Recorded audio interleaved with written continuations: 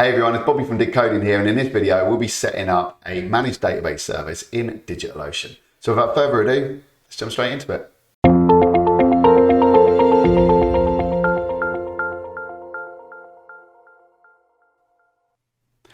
So we'll be following along with a tutorial on my website, link to which is in the description below. But before we do, if this is the first time you visited Decoding, then please subscribe and click the bell so you're notified every time I add a video to the channel, and also like and add a comment to this video because it's always helpful. So this is the tutorial we'll be following along with. So link to which is in the description, like I said a moment ago. You will need a DigitalOcean account.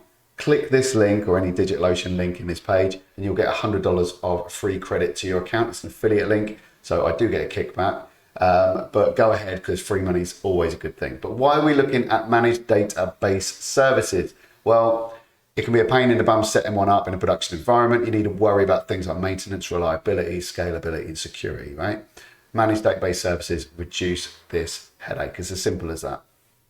So we'll be using DigitalOcean service today. If you click here, this is my dev environment. If I go back out, that's one I was playing with earlier. This is my dev environment. You will need an account, so get that set up. Let's follow along, right? So we'll be creating a database and we'll be configuring a database. Nice and easy, won't take a few minutes. Honestly, it's very, very quick. That's why I like DigitalOcean. It's really easy to set things up. But the first step is to click create and databases. So we go on here, click create, click databases. It will open up this new URL. Now you can set up a MongoDB, a MySQL, a Redis. In this case, we'll be using PostgreSQL. That's kind of my go-to, really. Click the version that you want. In this case, it's 13. Now, you can mess around with the configuration of the cluster. I'm going to stay with the default. By all means, play with the node plan. You've got different options here. Got different machine types. I'm just going to stick with the standard in this tutorial, but work out what the needs are of your project and go ahead and change all of these. Equally, data center. Go with the data center where you are or most of your users are. I'm in London, or I'm in the UK, so I'm going to go with London. Now you can choose your cluster, whatever you want. Decoding, manage DB, and then I'm going to click create database cluster. There we have it. Okay, that will now open up this screen, which is basically a wizard. You want to click get started. Now in here, you want to add a trusted source.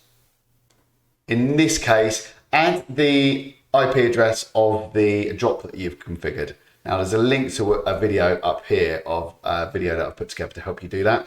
But just click on that. That essentially means that that droplet will have access to this database. Click allow inbound sources only. Click continue on connection details and continue here. Oh, great, I'm done here. Now, when DigitalOcean has finished, it will go all the way to the right here and you'll be done. You'll be ready to connect.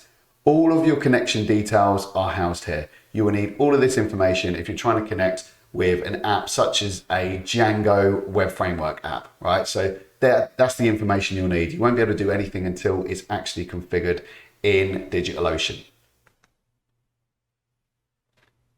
And that's it. That's all you need to do. Once you've finished that, take a note of all of those configuration details, like I said, and you'll be ready to go, right? So just to sort of tie things up, all we've done today is we've set up a managed database service in DigitalOcean.